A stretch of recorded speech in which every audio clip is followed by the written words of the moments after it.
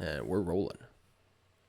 Buddy, the dog days of summer has never like personally held so much weight as it does this year. I've been on the road all summer. As you can tell, everybody, I don't have my microphone on me, just rolling with the AirPods. So apologies if the sound isn't as good as normal, but we normally screw the sound up anyways. So this is no big deal, right, guys? You're going to accidentally be the perfect volume. And everyone will be like, can't you just get the volume to where it was that one time on the road? Yeah. But honestly, man, it's feeling like a grind right now, even with the podcast. And I know that I've noticed that I've just made some mistakes on the podcast that were because my brain is just in a fuzz, almost like, okay, so for the series preview that I put out for this, for the Yankees and Blue Jays, I mentioned that the Yankees hadn't won that game that they came back 8-7 against the Rays there. But it wasn't that I didn't know that the Yankees didn't win that game. I had literally thought that it was the day before. Still, it was like even checking the scores on the day before. I was like, they lost again to that. Even though I'd literally watched the highlights the night before. So my brain's just not, I mean, Scott Carson, who follows us constantly, he's always one of the main commenters on YouTube. He pointed out that I had said Lloyd Mosby and Tony Fernandez had been traded for Roberto Alomar and Joe Carter. To the point, even when I read that, I was like, no, that's insane. I know it's Fred McGriff. I'm sure I said Fred McGriff. I went back through the podcast and found it, and I was like, nope, I fucked up. Just like, I don't know. So anyways, everybody, the dog days are here. My brain is mush, and I appreciate all of you correcting me and also just like, being somewhat cool about it. Scott Carson was like, I'm disappointed. And that hurt. That actually hurt more than had he been like, come on, Dad. Idiot. Yeah. Not mad. I'm like, just disappointed. Anyways, hello and welcome everybody to the Walk Off. I'm Scott Belford, joined as always by the best co-host in the biz, Adam Mack. You can follow us on Twitter at Walk Off Podcast, on Instagram, the Walk Off Podcast. Quick little note here about Julia Cruz, who is going to join us on Monday. She, of course, is the Blue Jays reporter for MLB.com. That wound up not working out. There was a little bit of a snafu there, but she is going to be joining us sometime in the next week or so. So if you were looking forward to that, it is still happening. However, just not this week. Big show to get to here. We are going to acknowledge the Patreon, but we're going to do that at the end of the show. The Blue Jays, buddy, it is wild what 48 hours can do. Like, the Blue Jays have found the bats. So let's get optimistic. We'll get into the upcoming schedule and we'll talk some George Springer. Yusei Kikuchi has been moved to the bullpen, a real shakeup in that starting rotation. We'll talk that. Who has been the 2022 Blue Jays MVP this year? It's a fun little question, and I don't know if it is Vladdy or Manoah or Romano. It might be an under-the-radar guy, so we'll get into that.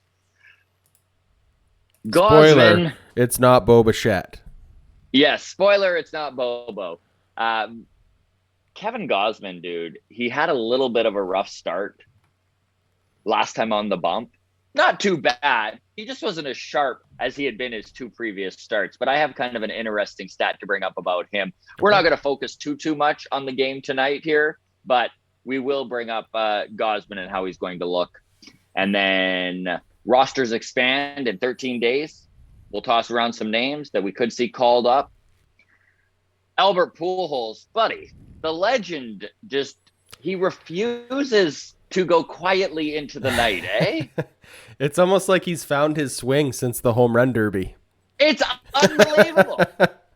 He's got 5 home runs in the last 12 games. We'll talk about it. We'll get to it later. We'll get into it. Right. We'll get into it. And then finally, Yankees fans, I mean, this team, what you just looked it up. What have they been since the All-Star break? 9-17 since the All-Star break. Which is giving Yankees fans complete aneurysms. They have calling lost for Aaron their Boone's fucking head. shit. Oh my God, they're amazing. chanting Fire Boone at the Yankees game. So we'll get into that and whether Aaron Boone actually deserves to be fired, as the New York Yankees sit 9 games up on the closest competitor in that AL East. Let's get into it. All right. Where do we want 48 to hours start? ago, let's talk with just where we were at mentally on Tuesday. We did the mailbag, and I don't know if I can remember in the 2 years of doing this podcast a more negative mailbag. I'm sure there has been one, Yeah, it's but possible. We've had some recency pretty bad bias for ones. sure. Yeah. Yeah, it's been a rough stretch, man. Losing what, 5 out of 5 to the Orioles, Oh my. Yeah, like 4 or 5, 4 or absolutely, and 5. and just got lucky that one got rained out pretty Yeah, much. yeah, But the bats came alive in the last 48 hours. It was insane to watch that Orioles game on Wednesday, series finale of the Baltimore series. The Jays came out and did what they had been doing the last week and a half, which was not put up runs. 7th inning comes around and boom, the boys just seemed to find it. They won that game 6-2, and the relief that you could see within the team was so instant. Like, it was like, honestly, man, at the end of that game, it's like they were a different team.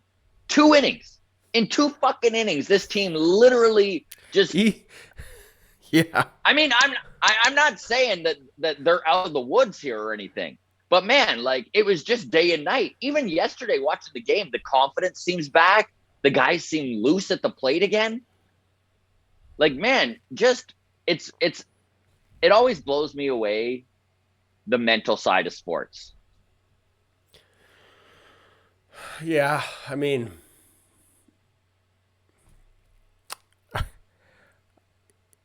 like The momentum. exhale was real, dude. Like, the exhale was real. Like, Yeah. you could just, it was palpable. Well, I mean, we're playing the Yankees, so let's talk Yankees. That's a perfect example of like when you're hot, you're hot. They seemed destined for a World Series. They've stumbled. I mean, they've had some injuries and stuff, but also they can't seem to buy a run at this point. Mm-hmm. Did they peak too early, right? Like it is funny how a narrative gets out there and then all of a sudden, like inside the locker room, you buy into it, right? I mean, It's tough, man. Like, humans get in their head. It's just like, we all do it. yeah, The it's just power of crazy that suggestion, professionals and do it too. oh, it is wild, right? Yeah, Yusei Kikuchi to the bullpen. Good news, great news. How does this Um, impact the energy in that clubhouse? Because that I feel like that's well, got to be a factor. I don't know. This is why I feel like the team needed to make more moves at the trade deadline, is just talking about like that energy and that confidence, that injection of life into the clubhouse. I mean, we talked in the past about the energy that like the Troy Tulowitzki trade and the David Price, like that mm-hmm. whole era, and how that really like was this influx of energy into that team, and how this trade deadline had like the opposite feeling, right? Like this was a team that was underperforming and for a month and a half kind of just like wondering when the reinforcements were coming, and then we didn't really get the reinforcements, and how Yeah, like demoralizing that could be. What is I think there's a few things here with Yusei okay? Kikuchi, dude. Number one, I think that Mitch White came out since his acquisition at the trade deadline. One of the guys the organization did go out and bolster this rotation with, Right. has looked good in his 2 starts. A little shaky in that first start with a Blue Jay, but you almost got to give him a pass in the first one. He was very serviceable in that second start. And that's all we need out of Mitch White. That's all we need out of these back end of this rotation guys, is serviceable. which is where Yusei Kikuchi was really letting this team down. And don't get me wrong, Yusei Kikuchi cared, right? This wasn't just a guy going out there pitching, making his $16 million. You could tell that he was truly distraught about the way this was going. And we just kind of touched on that, right? Even the professionals get in their head. And it is so obvious that that is where Yusei Kikuchi is just holding himself back. No lefty with 98 miles an hour should be as bad as Yusei Kikuchi has been. So with Mitch White coming in and proving that he can take his spot, Ross Stripling coming off of the IL and looking absolutely freaking unreal in that game against Baltimore, pitching 6 perfect innings, no walks, no hits, just perfect. The bats coming to life in the 7th inning to kind of have Ross's back there.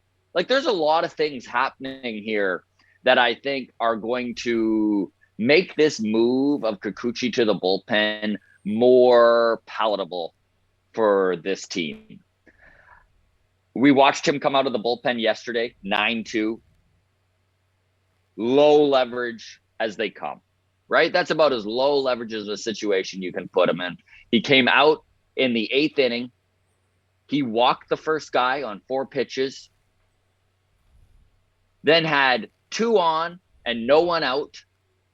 He struck out the next guy, fly out, strikeout, gets out of the inning.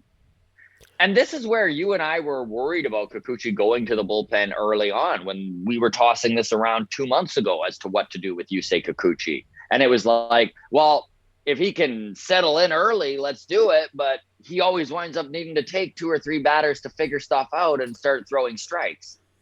So I don't know if this is just going to wind up truly being we bury him in the bullpen and use him only low leverage. But was it the first 2 batters he faced that he walked? Yes. So that is, I mean, first I just want to say kudos to him for pitching out of a jam that he put himself into. Yes. Right? Kudos to John Schneider to going to him so early on, first day in the bullpen, and they like, okay, let's get this we'll mental talk, barrier out of his head. Let's not let him sit there. We'll talk John Schneider in a bit here. Yeah,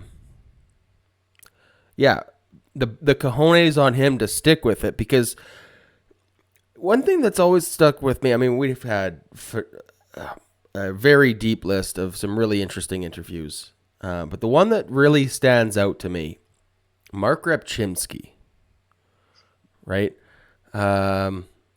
Pitched himself out of a job, basically, as a lefty specialist and with the new rules.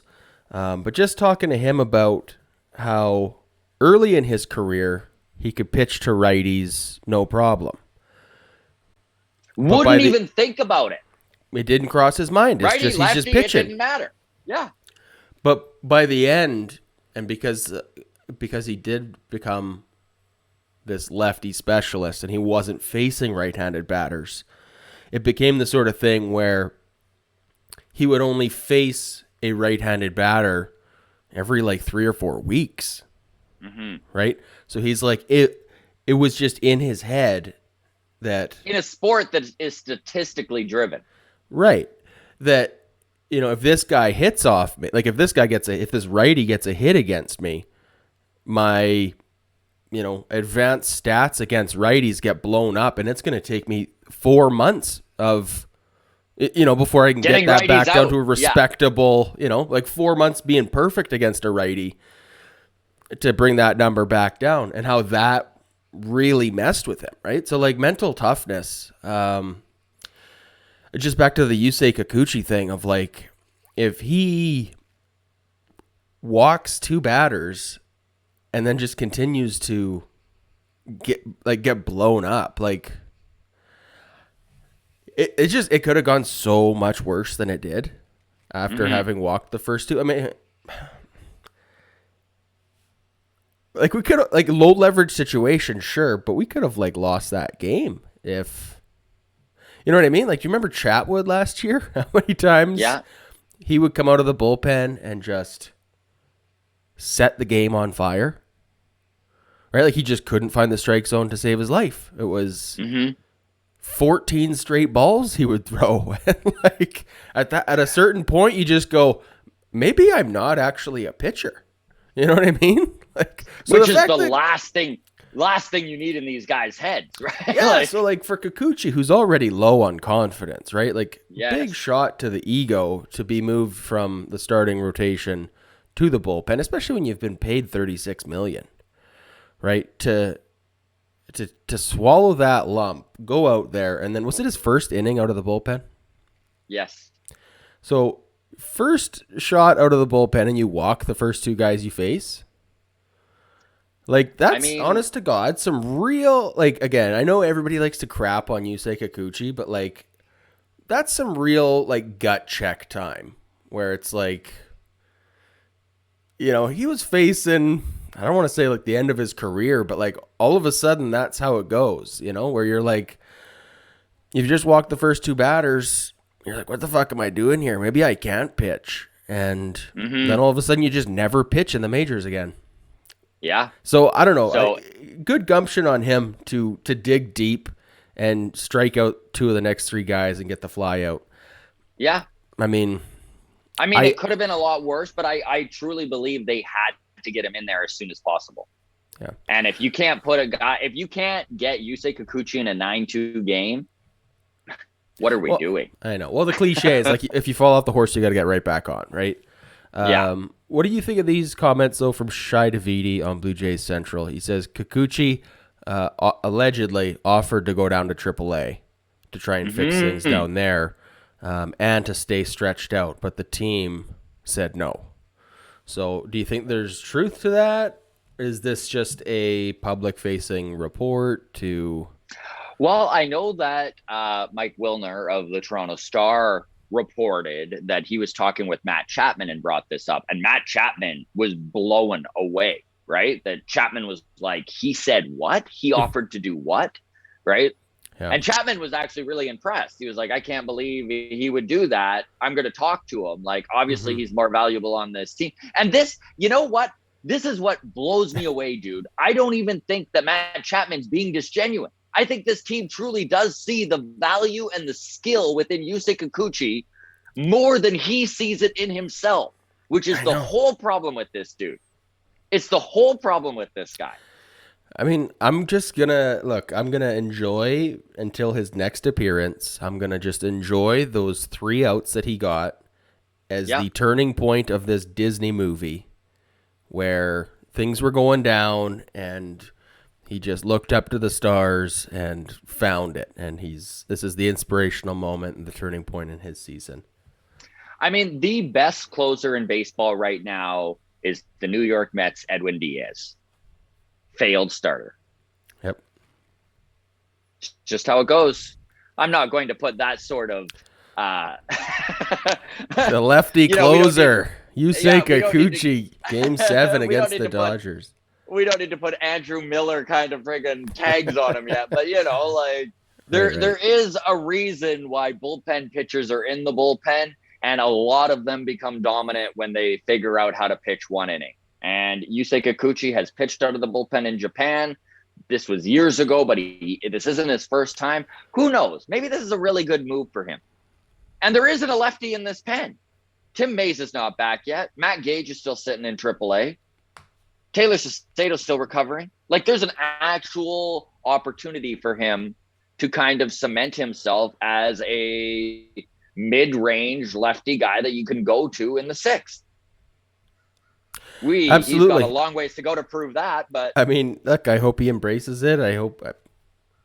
Good luck to him, man. Like, I want to see him succeed as bad as anybody. I guarantee when it comes to Blue Jays fans, Craig Ballard comes to mind, friend of the show, right? Mm-hmm. He was a big Yusei Kikuchi detractor before they signed him. Right. Even when there were rumors the Jays were after him. I remember Craig being on the show and being like, don't do it. No, rubbing his bald head, doing the Ballard thing. But I can picture him now. Yeah. It's a great visual. But okay. I guarantee if Yusei Kikuchi starts to dominate out of the bullpen, all of his detractors are going to be like, yes, right? Like, Do you think, again, not to put the cart before the horse, but do you think at the end of September, we're looking at this week in August as the turning point in this Blue Jays season, the point where this team came together? They saw Kikuchi volunteered to go down to AAA, and they all patted him on the back and said, "We got you, buddy." And then they looked at John Schneider, and they realized if we miss the playoffs, this guy's gone. We got to win one for Schneider. You think this is the start of something magical? Sweep the Yankees. The Yankees, and this is where they really turned it around and took over the AL East. I don't know, man. It would be an awesome story. I'm all for it. I love that narrative. All right, let's lean into it while we can. We're on a 2-game win streak. It's as good as it gets in mid-August, man. There are things on this team that I haven't seen this whole season, though. Number one, George Springer has been the man since coming back off of the IL. This is a dude who's obviously still injured. We talked about this on the mailbag, that his quote of, "I got to do a better job of hiding my pain." Grimace less. This was George Springer's plan for the rest of the season, was to not let on he's hurting as much as he is. Look, and dude, he comes back from injury, DHs twice, and then gets a day off because DHing is too much effort. Not too much effort, but I mean too taxing on an injured body. I think speaks bone to chips in his elbow. We've talked about this. The only way to get rid of bone chips is surgery, and he's not going to do it.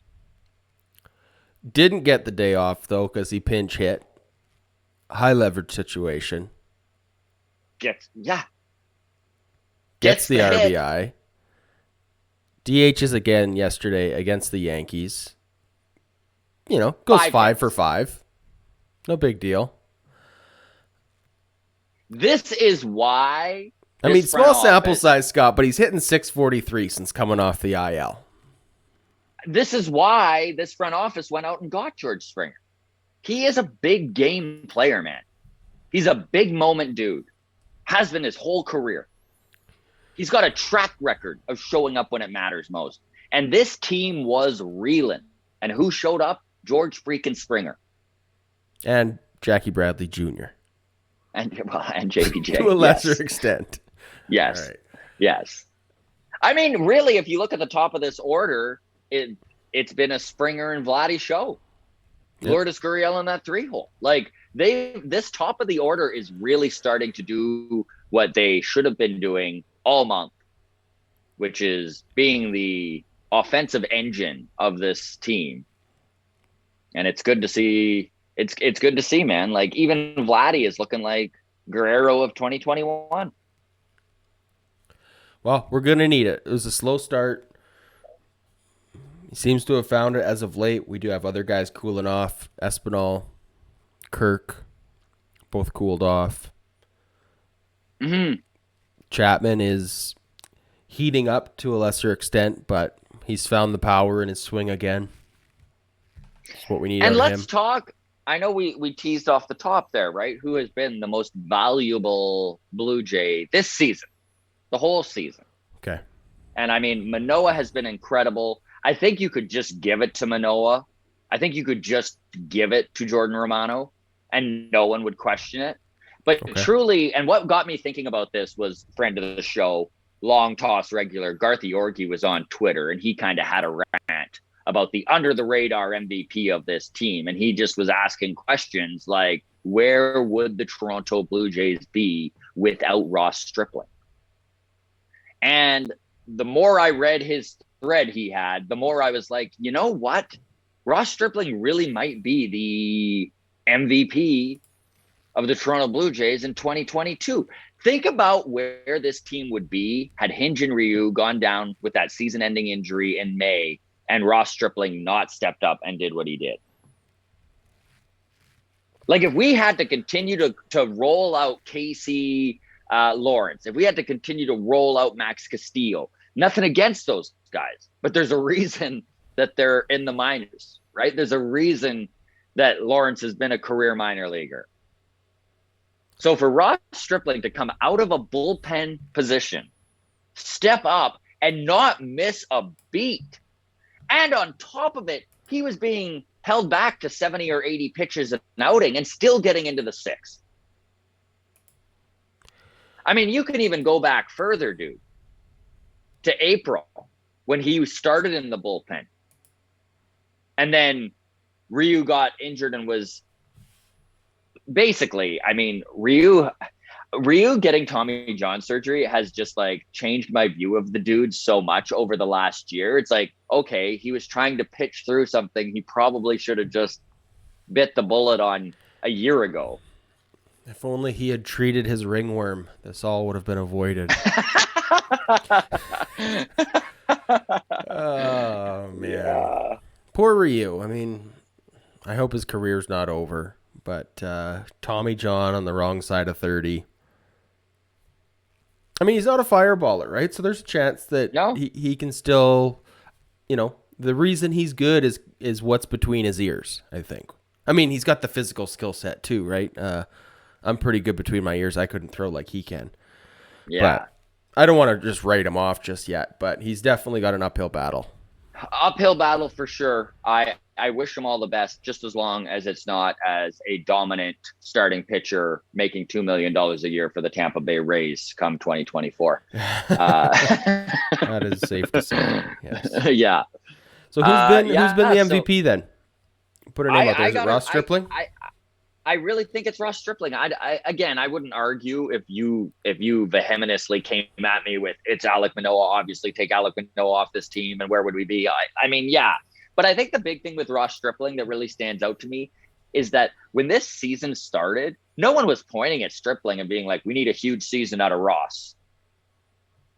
Everyone knew we needed a big season out of Manoah. Everyone knew Vladdy was the offensive engine of this team. Everyone knew that Jordan Romano was our big stud at the back end of the bullpen. Ross Stripling was going to be our long man.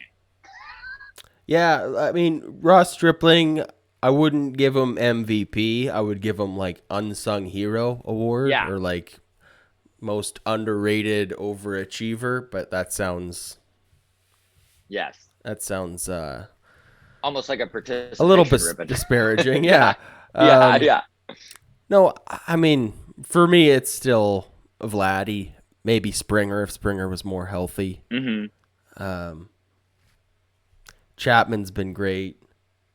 Bo he has been available. Yeah, I mean, for me, it's still Vladdy. I think. Where would this team be without Ross? Where would this team be without Vladdy? Right. 100%. And again, like I said off the top, I can't argue with any of these. Like, I just mean for the role that Stripling was supposed to fill and the role that Stripling is filling, there are 1% of MLBers that could fill a gap that wide that Ross Stripling is filling, right? From long man to number 3 starter. And if if the playoffs started tomorrow, dude, Ross Stripling's my 3rd starter. I'm not going with Jose Barrios. I'm going with Ross Stripling. What are you talking about? Barrios looked great against the Yankees yesterday. He looked amazing yesteray agaast the Yankees. That's not what I'm saying. That was our 75% of the time he's great situation. Well, let's look at Stripling's numbers. You've got them up. Oh, yeah, I do. Really calling my bluff here. Now this page has to reload, so we're going to sit here and wait. Hey, by the way, we are very close to one brain here, Adam. One brain. I like this. Yeah. Look at us. We are very close to our fundraising targets to get this whole computer thing upgraded. We'll have then hopefully we can avoid this sort of grindy lag. Right now, our computer is like Tanner Rourke, right? Just a big diesel engine. Man, I have 4 tabs open. I have Vlad Jr. stats, Ross Stripling stats, Gabriel Moreno stats, and Spencer Horowitz stats on Fangraphs. These are not like graphics intensive tabs that are open. These are not. These are just a chart, right? It's literally a spreadsheet, and my computer's like, no, these pages are unresponsive. Please close everything and start again. So I can't get Ross Stripling stats, Okay, unfortunately, but he's been that's good. fine. He's been really good. We all know where he's been. We did have his bullpen stats and his starting stats up, but the truth is, if you take away his bullpen stats, his starting stats are even better. He's been great as a starter. He's pitching at an under 3 ERA rate as a starter. It's about as good as you could ask for. It's about as good as you can ask for. I do hope the Jays re-sign him. I don't know what the right answer is, long-term, short-term. Yeah. I don't know what it is. I'm going to just trust in the front office to do the right thing. I was listening to Blair and Barker yesterday on my bus ride home from my slow pitch game. By the way, I was pitching yesterday, got a comebacker right in the belly. Oh, boy. I have a massive bruise. Well, it's the size of a baseball because that's what hit me. Right in the belly. But I had I did you make the George play, Springer Adam? of it all. Oh yeah, I went, I picked it up, and I threw it to first. I mean, to be fair, the batter walked over to me and checked on me, so like he probably would have beat it out. But I mean, I probably could have just tagged him if I'm being honest. But anyways, I stayed in the game. I channeled my inner George Springer, but now I have a pretty big bruise. All things considered, though, I'll take a shot to the belly over like the fingers or the ankle or the head or anything. So yes, of course. Blair Barker, you're on the bus. Here. Blair Barker, thank you. You knew I lost my train of thought. I'm like, you really got into this softball story. Oh man, deer in the headlights. So Blair and Barker, I'm listening on the way home. They were talking about signing Bo Bichette to an extension this offseason or signing Vladdy to an extension this offseason. We don't need to get into the weeds on that, but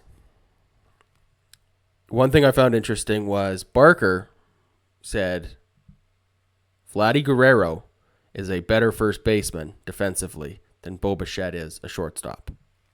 And I can't argue with that. I would agree with that. He's come a long ways, and I just think if we're looking by positions in the MLB and we're ranking shortstops and we're ranking first basemen just on their defensive abilities, not on their offensive numbers, because obviously Vladdy is a better offensive hitter than Bo Bichette is right now. But I would agree, Vladdy's probably higher up the first base list than Bo Bichette is up the shortstop list. Is Vladdy? I mean, we've been on this train for a long time, but is he going to get Gold Glove consideration this year? I hope he does. I don't know if it will be this year, but he is getting closer and closer all the time. This is a dude who obviously puts a ton of effort into the position. I know we've talked about this a few times. The big one that still blows my mind how much better he's got at it in the last year is that running into the outfield over the shoulder catch, which we're seeing him literally make every time. And there's a lot of Blue Jays fans that maybe because the time lapse has been long enough, forget the fact that he literally would miss those all the time. Like it was maddening in 2021, watching him run the other way and just like it go off his glove in foul territory. And it's a tough catch, but he doesn't miss those anymore, man. No, he has shortened right field to help out Teoscar Hernandez.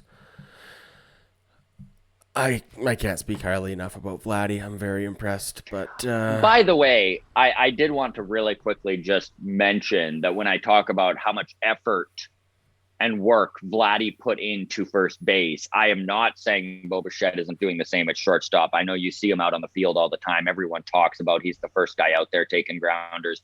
He wants to be an elite shortstop, and maybe he still will be. But maybe, we talked about this in the mailbag, and I know we even text about it sometimes, just maybe he's just better suited for second base and just let the kid eat, let him go to the plate and just do what he does and not worry so much about his position. Not that second base is easy, but it is less work and time consuming as a defender to keep up on the position than shortstop is. So maybe more time in the cage is what Bo needs. I don't know. Second base is also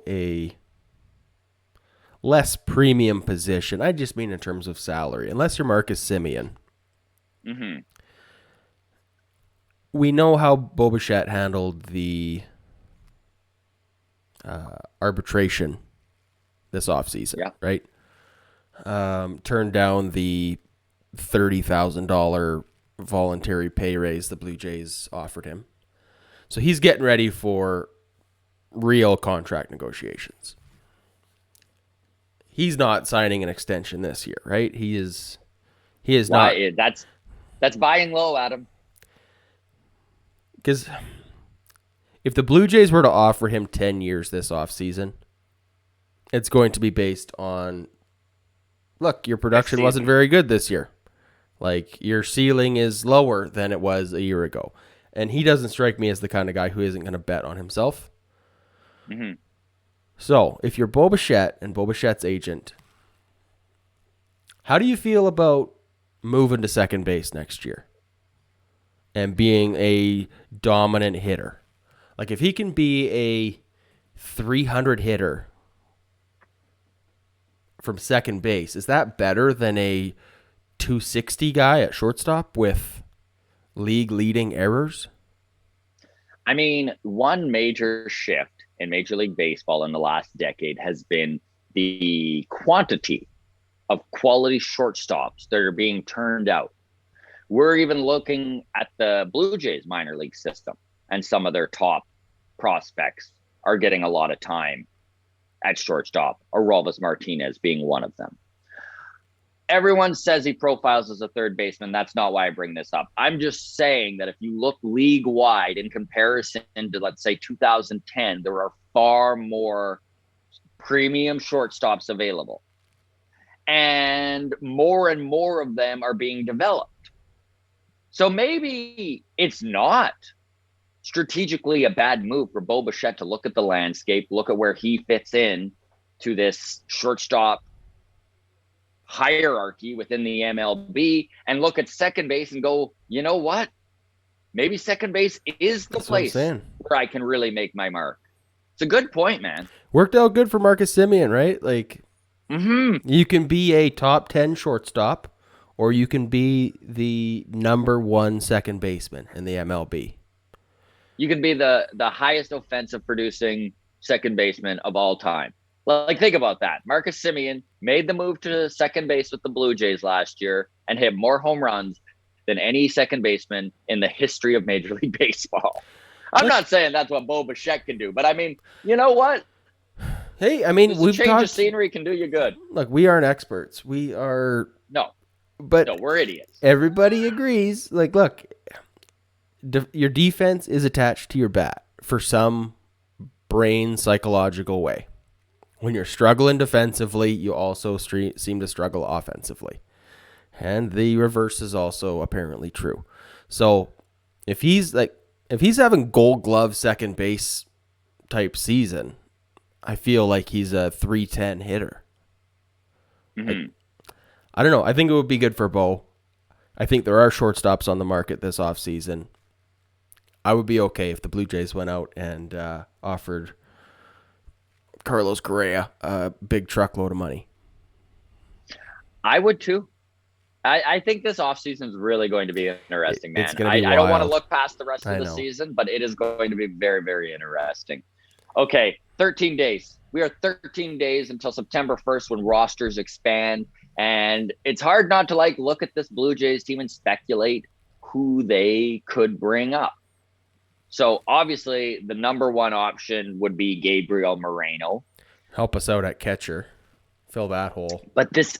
But yeah, see, and this is where there are some question marks whether or not they do bring Gabriel Moreno.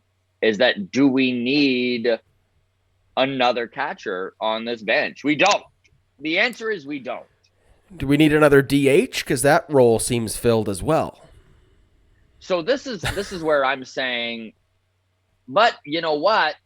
Gabriel Moreno, if you look at the other options, so the other option that kind of stood out to me was Spencer Horwitz, friend of the show, tore up Double-A, just under a 300 hitter. 298 Double-A. Yeah, 298 in Double-A.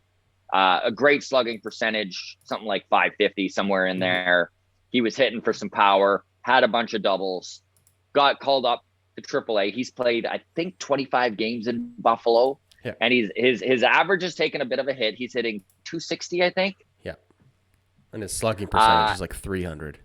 Yeah, slugging percentage is way down. So he's lost his power. And the big draw for Spencer Horwitz is he is a lefty bat. And he's a natural lefty. He catches right. He throws left. He plays second base. Most of his time is spent at first base. So there's not a lot of playing time available for him. But if you're just going to bring a guy up to be a bat on the bench, I almost got to lean towards Gabriel Moreno if you're just going to put a guy there and he's never going to play unless it's the 7th, 8th inning and you need a guy to come in and pinch hit for a Whit Merrifield or whatever. Or pinch run for an Alejandro or Kirk. Pinch run. Yeah. And that is one thing that bringing up Moreno will do, is allow them a little bit of versatility when it comes to Kirk on the base path late in games. Because Kirky is one of the best hitters on this Blue Jays team, but we all know, despite all his I can see a situation against a Yankees series or the Mariners or whoever where it's just like the 5th inning of a 0-0, like a deadlocked game. Alejandro Kirk singles to right field, and we just pinch run, get him out of that game, bring Moreno in, hope that we can cash him in, and then hope that Moreno isn't a hole for those last 2 at bats that come up later in the game. But like. And I mean, even in his 1 month stint with this team, Moreno looked really good. If there was any part of his game that lacked, it was a little bit of inexperience behind the plate, and it was a little bit of a lack of power, if you will. So Moreno's almost a shoe-in to be called up. Who's the other guy? And then the other guy, a pitcher, Matt Gage. I was just gonna say, is it gonna be Gage? You'd think they go with a pitcher, right? Like, yeah, feels like it. But the same rules apply in September, even with the roster expanded. And again, not normally, but in the previous CBA, the rosters were expanded the full 40 man. So all of a sudden it went from 26 to 40. And there was a lot of people who didn't like that, myself included. It just seems so weird to roll with 26 men and then all of a sudden expand it so huge, right? It's just like 14 extra guys.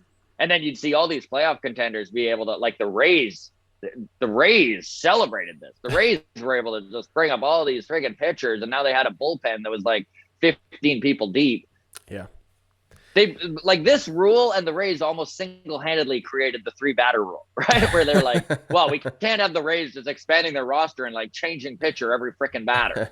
So it is 28 men now. So you only get those 2 extra guys, but they are still going to be able to bring guys up and down and fill in holes. And if somebody's not working, they can still, use somebody else on their 40-man roster. So they're not handcuffed with these first 2 decisions they make September 1st, but it is going to be interesting. So my bet is either Gabriel Moreno, Spencer Horwitz, maybe an Adrian Hernandez, who has been really good for Buffalo, young 23-year-old kid, but he's a bit of his best pitch is a changeup. So that's what he's playing off of. I don't know if you want to bring up a guy with 0 big league experience in September on a contending team. I'd almost rather just see them go with Matt Gage, even though Gage's ceiling probably isn't near as high, but he's been there and done that. He's 29. He's got some age on him. I don't know. We'll see what happens, but it is an interesting little nougat. Speaking of interesting little nougats, Albert Pujols. Man, the legend. 690. He hit 12 home runs last year. He's at 11 already this year. Can he get to 700 this year? He's hit 5 in his last 12 games. 48 games remaining. I bet against it. I mean, that's probably the safe choice. I mean, 1 every 4 games. That's like, yeah, that's a Hall of Fame pace. You have to be a Hall of Famer to hit home runs at that rate. Man, a few things with Albert Pujols. Off the bench yesterday, Okay. pinch hit grand slam against the Rockies. First of his career. The guy has been a ringer since that home run derby, dude. Yeah. He seems like a different player. It's insane. It's like all that admiration and respect he got from all the players. He was like, holy shit. Turns out I am pretty good at baseball. Maybe I should hit 700 home runs. Like, and this is my question for you. Okay. Let's say he ends the season with 695. Okay. Adam Wainwright, also his 41-year-old contemporary he started with in the Cardinals organization. He's pitching what? A 3.4 ERA. He's been one of their top pitchers. Do we see Waino and Pujols maybe come back next year, even if just for half the season? Albert Pujols can hit 5 home runs next year, dude. He can hit 700. Yeah. I mean, he's said he's not coming back. Mm-hmm. What if he hits 697? Well, then at least he's over A-Rod. Yeah.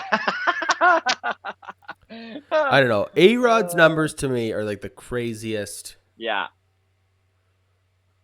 Just the fact that A-Rod has 696 home runs. I mean, he kind of got forced to retire there at the end. I was just going to say, doesn't that show you how bad baseball wanted him out of the sport? Mm-hmm.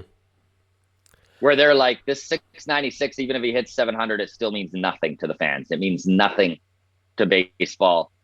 He's been caught cheating too many times. Man,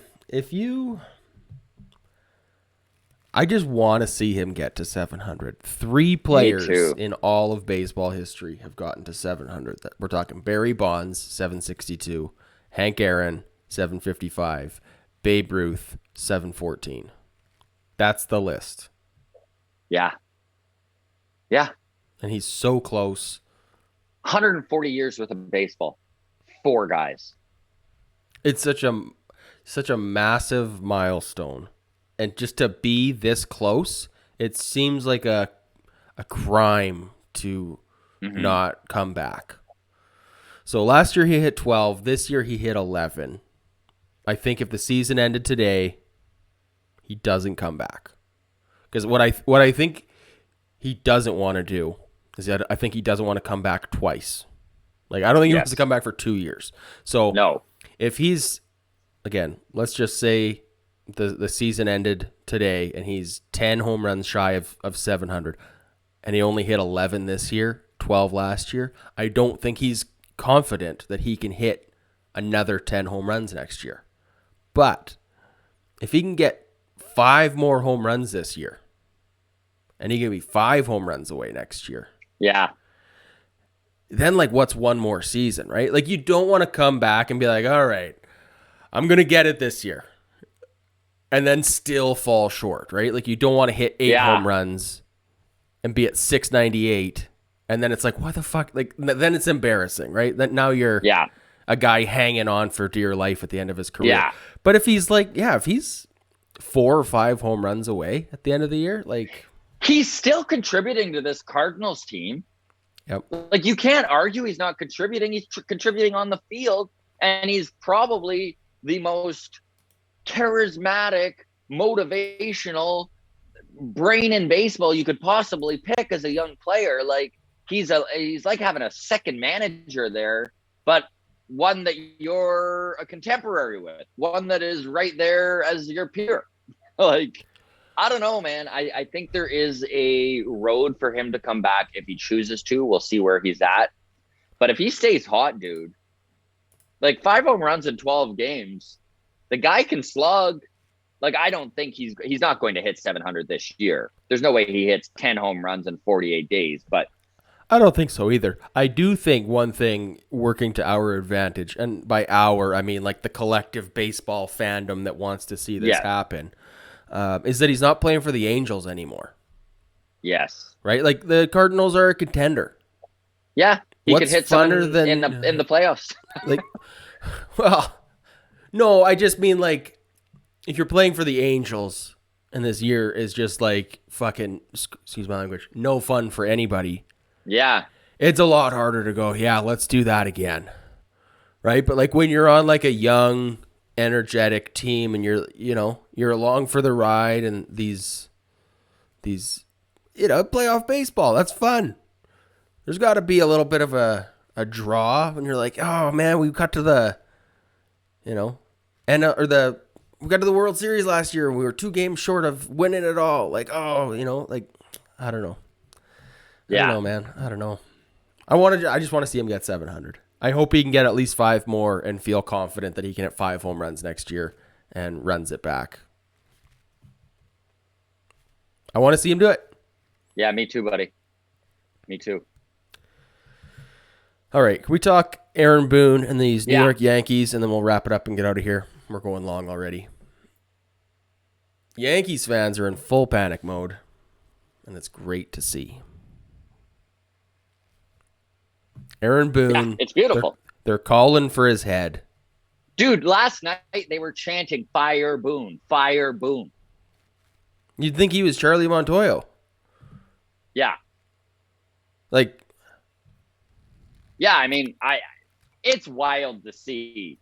And don't get me wrong, we touched on it earlier. The Yankees are 9-17 since the All-Star break. They are literally face planting.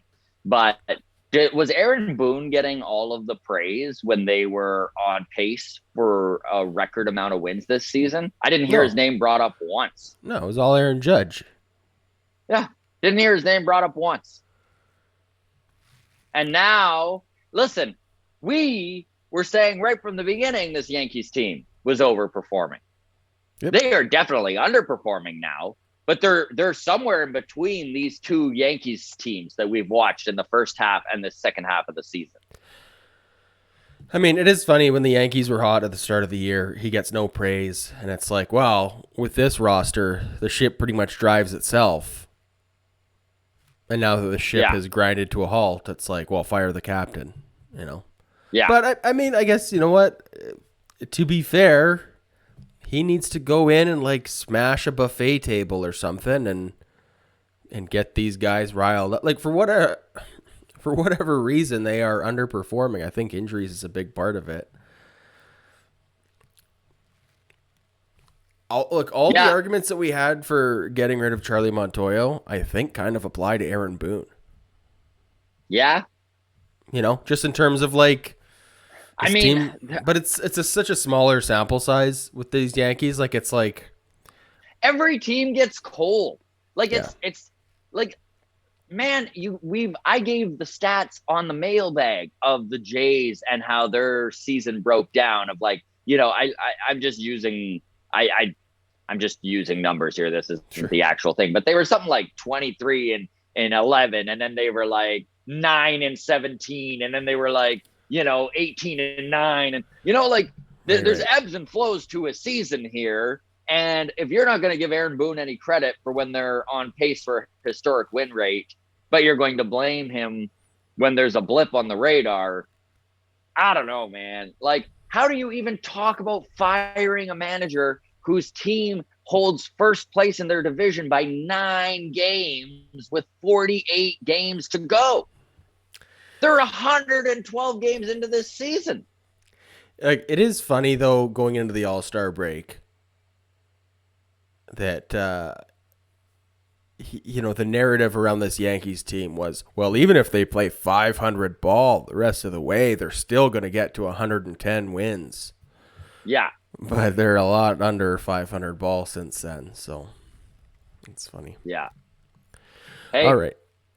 I'm all for, the dream here, dude, is that the Blue Jays win these next 3 games and just send this New York Yankees fan base into a complete and total panic attack, because they're already just hanging on by a thread here. And let me tell you, if the Jays are within 6 games after this series, there is going to be chaos in Yankee Nation. All out pandemonium. Last thing I just want to say before we go, unless you have anything else you want to add, Little League World Series continues tonight. Canada versus Japan at 5 p.m. Eastern. Canada beat Australia 7-0 on Wednesday. So Very good cool. job to those kids. Yeah, that's all I got. Love it.